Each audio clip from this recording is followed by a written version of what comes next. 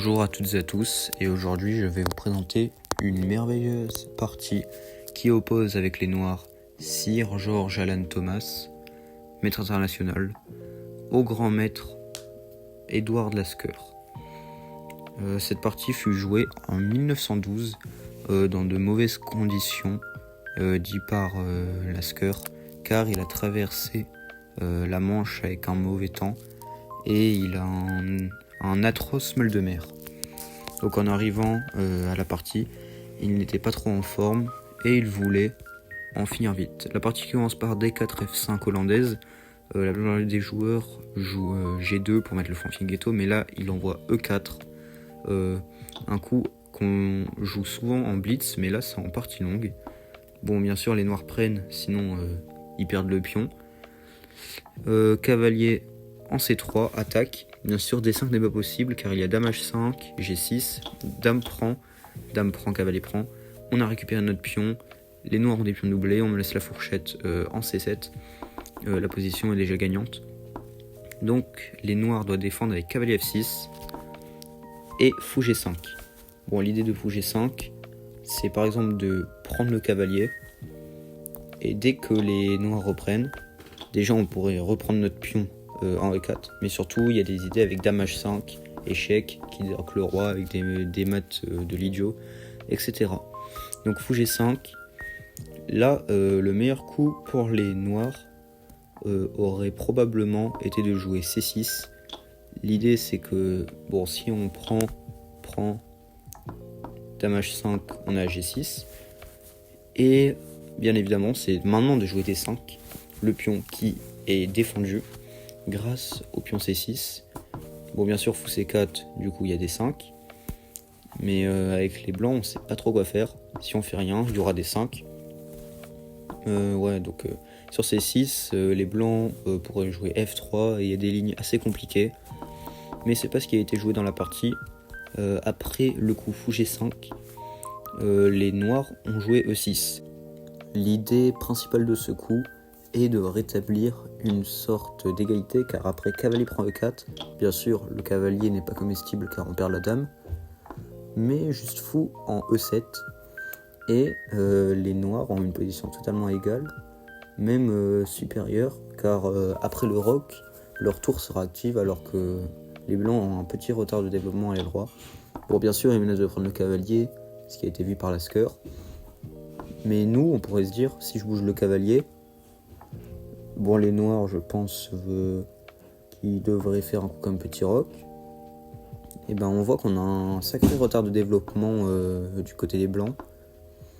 Donc on pourrait se dire peut-être prendre le cavalier, après fou prend, je reprends, et dame prend, je suppose, car pion prend, il y aurait dame H5. Donc dame prend F6.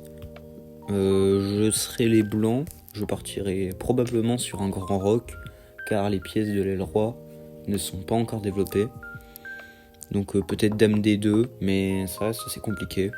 Je pense que Lasker, dû à son atroce mal de mer et à sa fatigue, voulait finir la partie rapidement. Il fait un coup assez thématique dans ses positions. Il sacrifie la paire de fous. Donc fou prend F6, fou prend.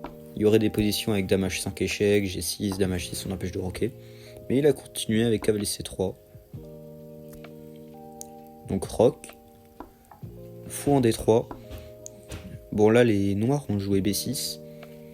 Le meilleur coup pour l'ordinateur aurait été de jouer cavalier en C6. Mais le problème, c'est que, humainement on préfère jouer B6. Car après cavalier C6, maintenant, quand on jouera B6 puis fou B7, on aurait préféré que le cavalier soit en D7, donc peut-être jouer D6, cavalier D7, B6, fou B7, et on a une sorte d'harmonie. Ok, bon, les blancs auraient pu continuer avec petit roc, fou B7, C3, et avoir une position assez compliquée, peut-être D6, cavalier D7, jouer avec C5 pour les noirs. Mais il a décidé d'envoyer une petite imprécision, cavalier E5. Bon, là, déjà la prise, donc après fou prend, pion prend, fou B7, ce qu'on voit c'est que les noirs ont rendu la paire de fous Et après un coup comme petit roc, D6, puis on prend. Bon alors là qu'est-ce qu'on remarque? Déjà on remarque que le cavalier en B8 n'a pas vraiment de bonne case. En D7 il sera assez passif, en C6 il bloquera le fou. De plus le roi noir est un petit peu faible. Et bien sûr ces deux pions en centre sont plutôt une faiblesse, car dès qu'il poussera le pion en D6, le pion en E7 sera fragile. Dès qu'il poussera à E6, le pion en D7 sera fragile. Ok. Et bien sûr, on pourrait se dire, mais la paire de fous, elle est pas très importante, car les blancs pourraient la prendre depuis longtemps. Mais après, cavalier prend, dame prend, on n'a pas trop envie, car le cavalier était limite supérieur que le fou dans cette position. Cavalier E5. Les noirs ont joué fou B7, bon, pourquoi pas. Et là, bien sûr, les blancs auraient pu faire petit roc, mais ils jouent dame H5 plutôt. Prépare un petit piège, bien évidemment. Cette partie ne resterait pas dans les annales si Sir George aurait joué fou prend, car après dame prend, qui a l'air un peu mieux que pion prend, les noirs prennent déjà l'avantage parce qu'ils jouent cavalier en C6, attaque la dame, attaque le pion, donc la dame qui va probablement bouger en G3, cavalier prend, les blancs jouent C3, gagnent un temps. Le cavalier qui pourrait venir en F5, mais par exemple s'il revient en C6, après grand roc, la position reste compliquée, léger avantage noir.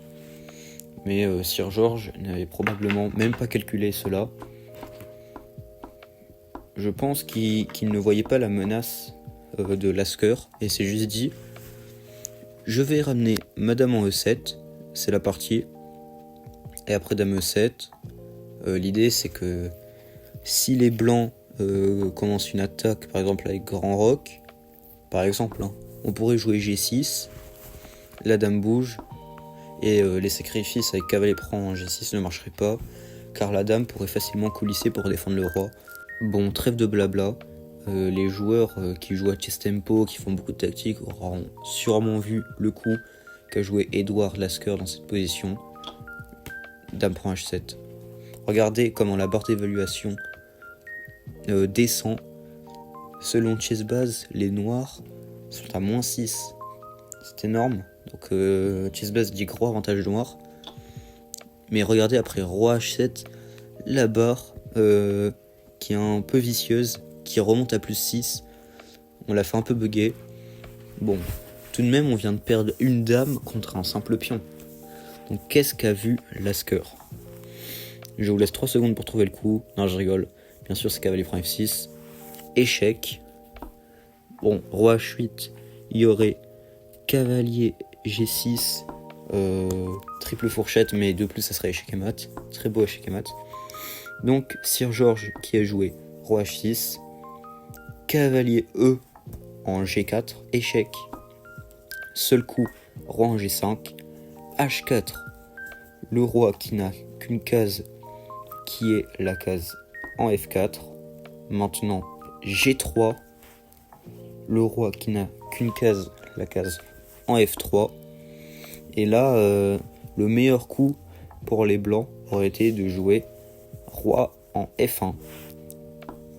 Et fou E2 échec et mat est imparable, il n'y a aucun coup.